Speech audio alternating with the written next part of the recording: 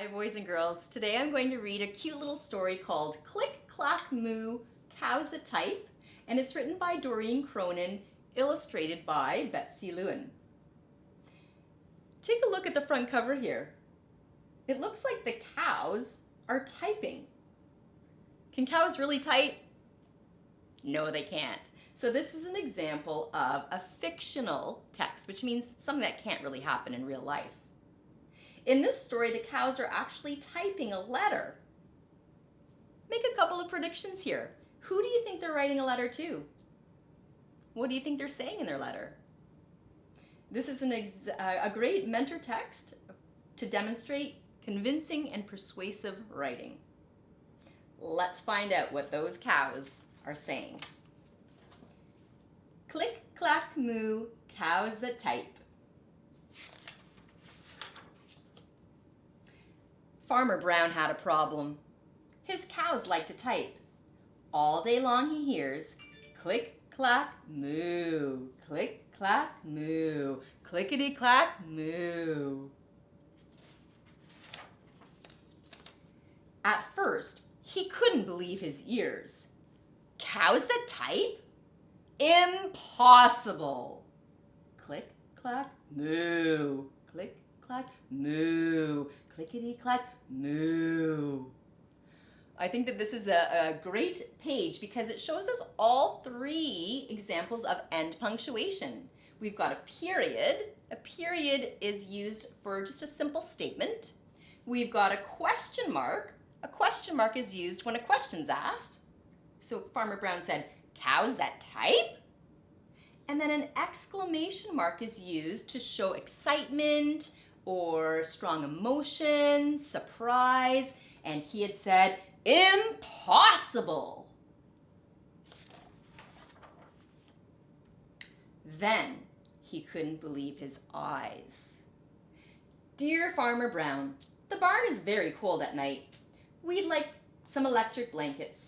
Sincerely, the cows. It was bad enough the cows had found the old typewriter in the barn. Now they wanted electric blankets? No way, said Farmer Brown. No electric blankets. So the cows went on strike. They left a note on the barn door. Sorry, we're closed. No milk today.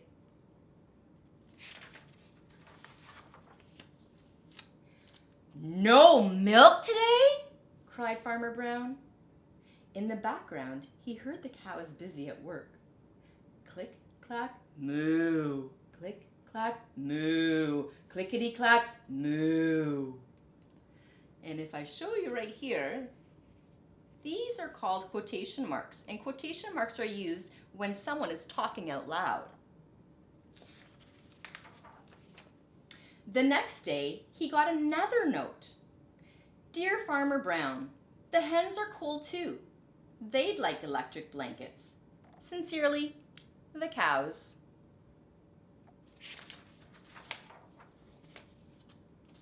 The cows were growing impatient with the farmer. They left a new note on the barn door. Closed. No milk, no eggs. The word impatient, the cows were growing impatient with the farmer. What's another word that you can think of that means the same as impatient? That's what we call a synonym, a word that means the same or almost the same as. No eggs? Cried Farmer Brown. In the background, he heard them. Click, clack, moo. Click, clack, moo. Clickety, clack, moo. Cows that type? Hens on strike? Who ever heard of such a thing? How can I run a farm with no milk and no eggs? Farmer Brown was furious. Farmer Brown got out his own typewriter. Dear cows and hens, there will be no electric blankets. You are cows and hens. I demand milk and eggs. Sincerely, Farmer Brown.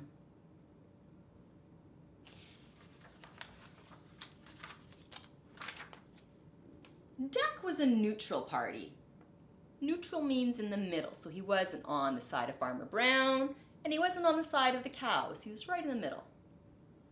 Duck was a neutral party, so he brought the ultimatum to the cows. And an ultimatum is a final decision. The cows held an emergency meeting. All the animals gathered around the barn to snoop, but none of them could understand Moo. All night long, Farmer Brown waited for an answer. Duck knocked on the door early the next morning. He handed Farmer Brown a note. Dear Farmer Brown, we will exchange our typewriter for electric blankets. Leave them outside the barn door, and we will send Duck over with the typewriter. Sincerely, the cows. Prediction, what do you think Farmer Brown is going to say? Farmer Brown decided this was a good deal. He left the blankets next to the barn door and waited for Duck to come with the typewriter. Put all the electric blankets up. The next morning he got a note.